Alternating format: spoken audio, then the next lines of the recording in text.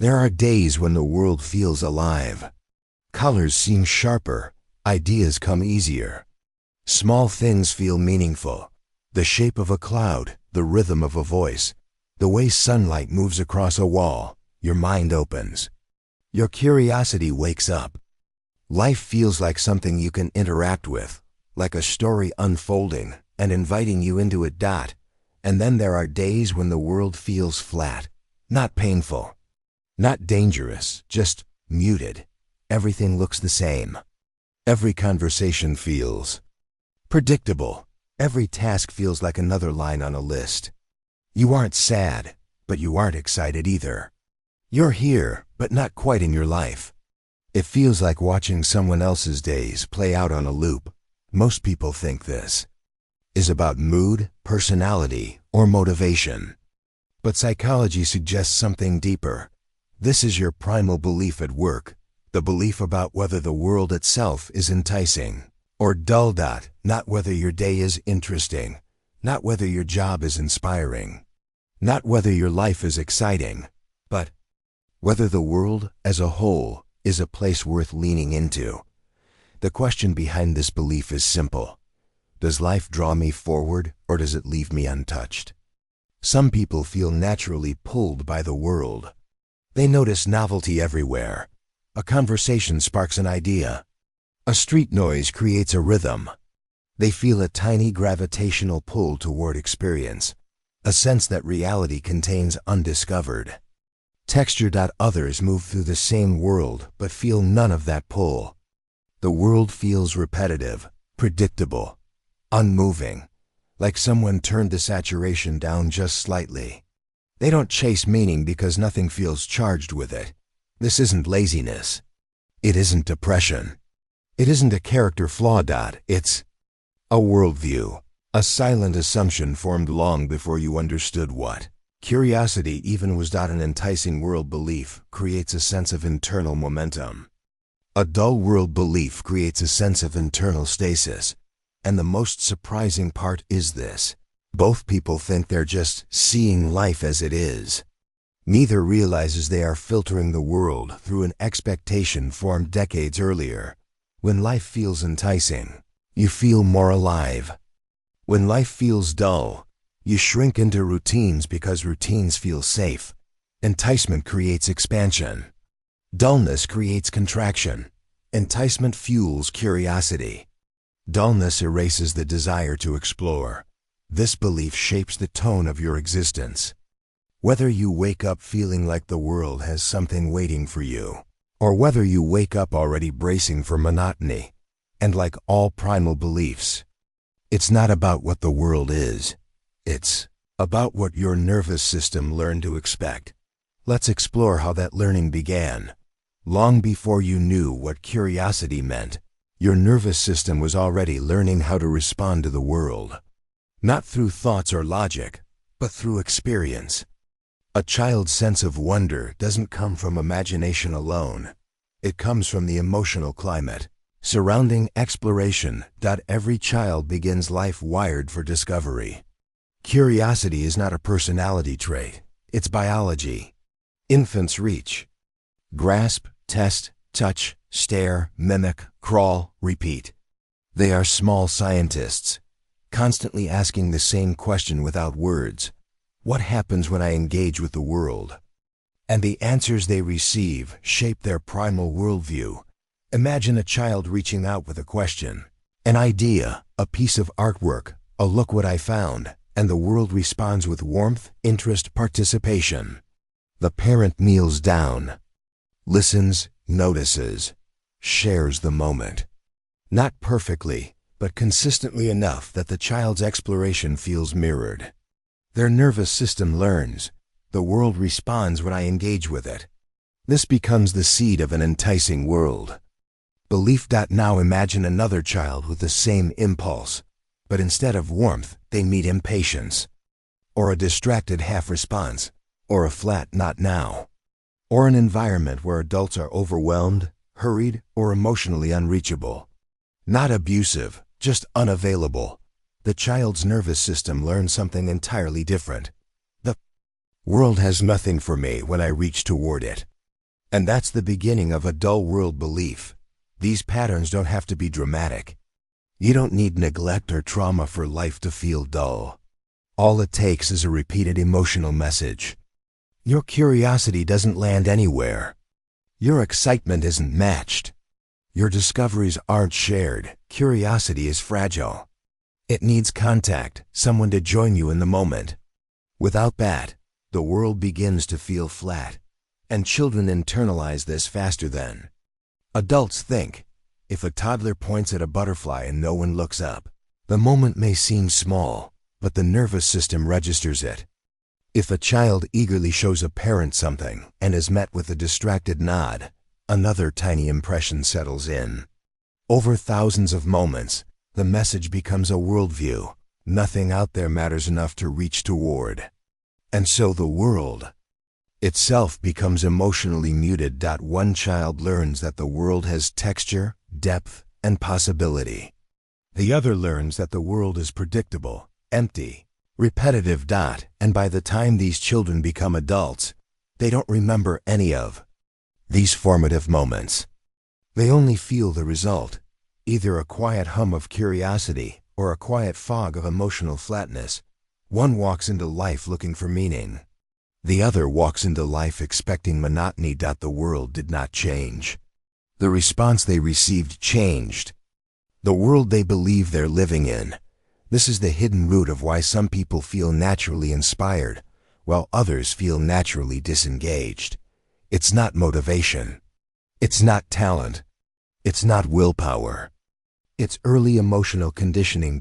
And without realizing it, they continue living in the emotional physics of their childhood, where curiosity was either rewarded or ignored. As adults, most people blame themselves for feeling uninspired. They say they lack discipline, drive, ambition, creativity, purpose. They think something is wrong with them because their life feels flat, repetitive, or emotionally muted. But these experiences are rarely about character. They're about worldview, the deep assumptions your nervous system holds about what the world offers you. When someone carries an enticing world belief, life feels charged with possibility. Ideas appear everywhere. A book becomes an adventure. A conversation becomes a spark. A walk becomes a creative invitation. Even ordinary moments feel like they contain hidden texture. The enticing world mind is constantly scanning for novelty, meaning, chance connections, not because the world is magical, but because the nervous system is primed to notice what is interesting. This kind of person takes initiative almost effortlessly. They try new things without overthinking. They don't need to push themselves into creativity. They're pulled into it. They approach uncertainty with curiosity rather than dread. And even when they fail, the failure feels like part of a larger process, not a dead end. For someone with a dull world belief, the same world feels unresponsive. The mind automatically filters out novelty. Opportunities don't feel exciting. They feel irrelevant. The imagination becomes quieter. The future feels narrow, not because it actually is, but because the nervous system learned long ago that reaching outward would not be met with anything meaningful. Tasks feel heavier. Exploration feels pointless. Even enjoyable activities can feel muted, like listening to music through a wall. And because this worldview is unconscious, the person often assumes this flatness is simply their personality, that they're not creative, not passionate, or not built for more. A dull world belief doesn't just affect creativity. It shapes decision-making, career choices, hobbies, friendships, and how you use your free time. The inner world becomes a hallway of repetition. You go where you've already been because trying something new doesn't promise anything emotionally substantial. And yet, on the surface, this can look like stability, maturity, or practicality. Many adults who secretly carry a dull world belief appear perfectly functional. They go to work. They maintain relationships. They manage responsibilities. But internally, something stays dim, a quiet sense that life is happening, but not unfolding. Meanwhile, the enticing world person moves through life with an internal sense of momentum. They feel drawn toward things, ideas, people, places, because their nervous system expects the world to respond. This expectation generates motivation. It gives energy its direction. It creates the sense that life has layers worth exploring. Perhaps the most profound difference is this. In an enticing world mindset, the world feels like a conversation. In a dull world mindset, the world feels like a monologue. One feels interactive. The other feels flat. One evokes reaching. The other evokes retreat. And yet, neither person realizes this is a worldview. Both think they're simply observing how life is. Both feel their perception is the neutral truth. But behind the scenes, a primal belief is quietly shaping everything. What you notice, what you ignore, what you attempt, what you avoid, how you interpret boredom, and how you interpret possibility. This belief becomes the emotional palette of adulthood, the colors you have access to when you paint the story of your own life. Most people think relationships live or die based on compatibility, communication, or shared values. But beneath those layers sits something more primal. Whether the world and the people in it feel interesting or uninspiring to you at a fundamental level. Enticing versus dull doesn't just shape how you view reality. It shapes how you love. In a relationship, an enticing world belief becomes emotional oxygen. It adds color to connection. Conversations feel alive, even when they're ordinary. A partner's quirks feel fascinating instead of irritating. A shared experience becomes a memory because your nervous system actually registers it as meaningful. These people tend to bring curiosity into relationships. They ask questions, explore ideas, follow threads of conversation. They feel drawn toward the inner world of the person they love, not out of obligation, but from an intuitive sense that there is something to discover. Novelty doesn't scare them. It energizes them. They see relationships as evolving, shifting, deepening, not because they're endlessly romantic, but because their worldview expects life to contain points of fascination. Meanwhile, someone with a dull world belief may genuinely care for their partner, yet feel disconnected from the inherent spark that others talk about. Not because the partner is boring, but because the world itself feels muted. Curiosity doesn't come automatically. Conversations can feel predictable. Emotional patterns feel repetitive. Even meaningful moments land with less depth, less intensity, less resonance. This doesn't mean they love less. It means their nervous system is less responsive to the subtleties of human connection. That an enticing world person notices micro-expressions, shifts in tone, small moments of humor or sadness. A dull world person may miss these cues entirely. Not out of neglect, but because their internal lens isn't tuned to nuance. And this difference can create misunderstandings. One partner wants novelty. The other wants familiarity. One seeks emotional color. The other seeks emotional neutrality. One initiates shared experiences. The other doesn't see the point. Even conflict gets filtered through this worldview. For an enticing world person, conflict can feel alive, something to work through, something that leads to greater understanding. For a dull world person, conflict often feels draining, pointless, or simply like a disruption to routine. But here's the part that hides in the background. An enticing world person often treats relationships as a landscape to explore. A dull world person often treats relationships as a structure to maintain. One operates with curiosity. The other operates with duty. One asks, what else can we discover together? The other asks, what do we need to keep this stable? And both feel natural to the people who live inside them. What's important to understand is that dullness in relationships isn't caused by a lack of passion or affection. It is rooted in the foundational assumption that the world, as a whole, does not offer much novelty. This belief shapes what you notice in your partner, how emotionally present you feel, how deeply you share yourself, and even how much of the relationship you experience as alive. And yet, dullness is not destiny. Curiosity can be rekindled. Engagement can grow.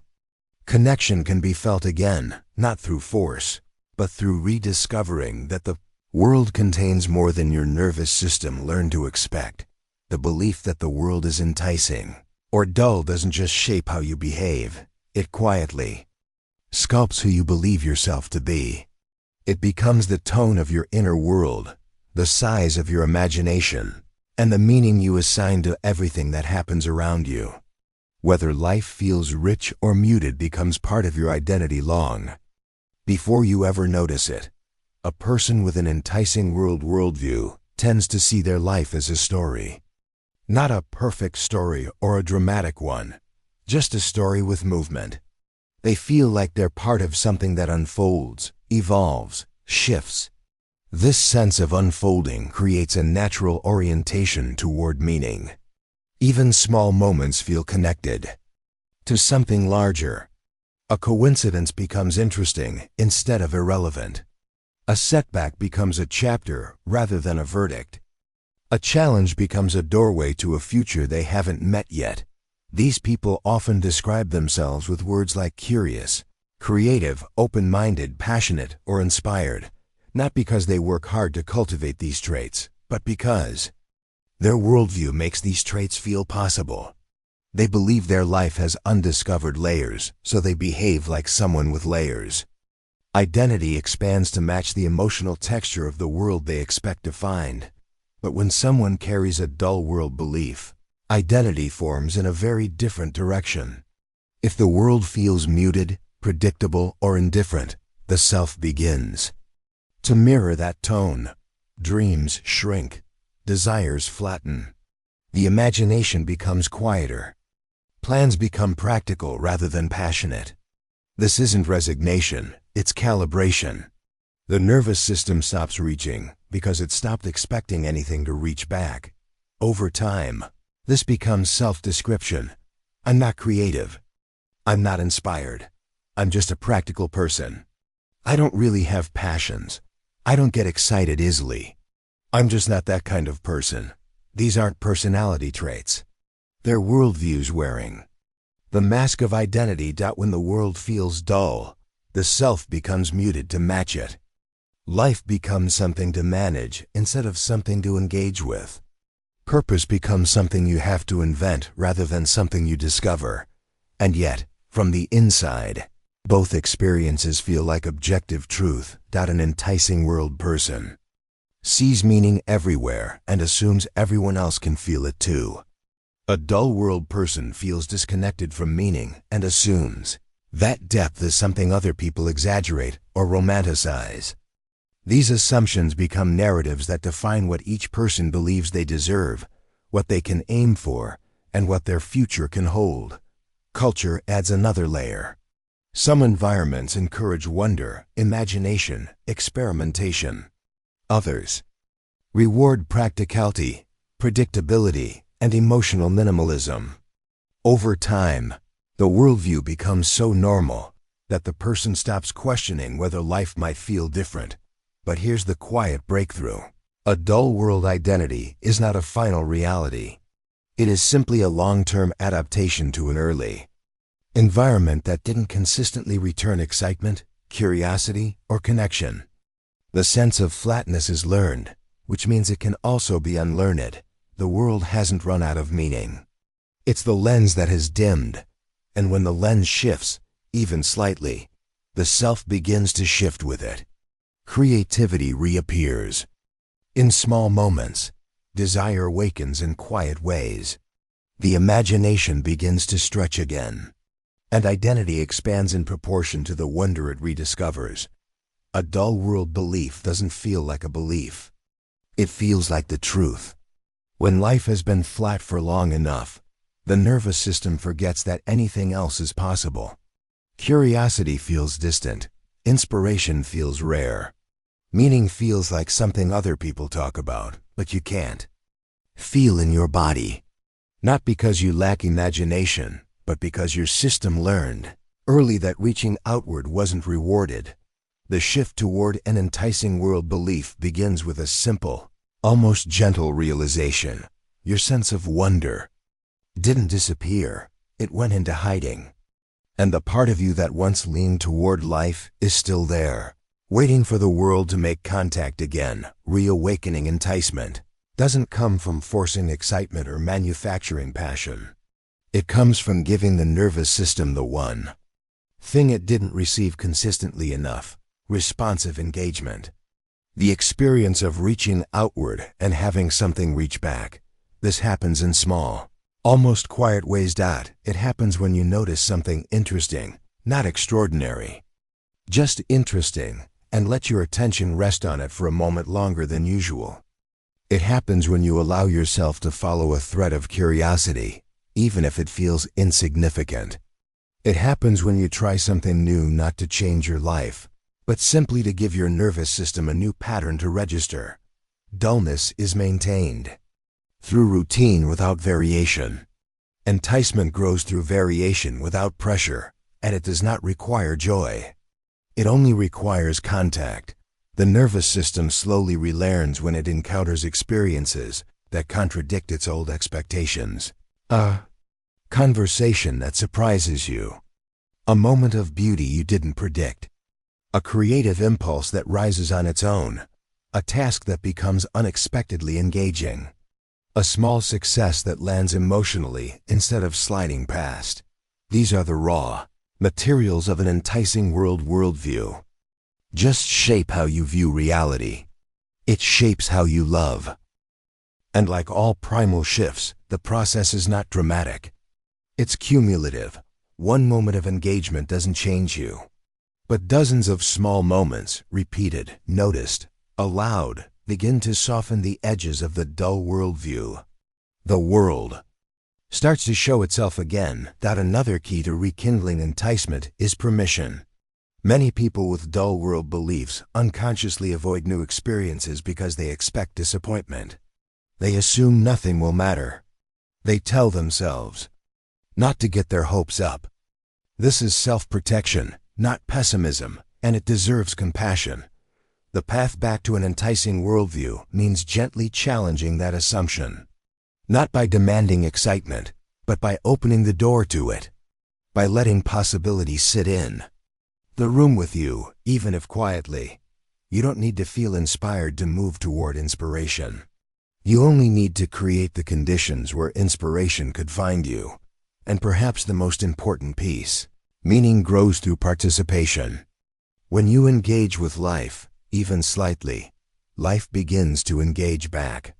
Enticement is relational. It happens between you and the world. When the nervous system receives enough evidence that the world contains texture, novelty, or depth, it begins to update. The lens brightens.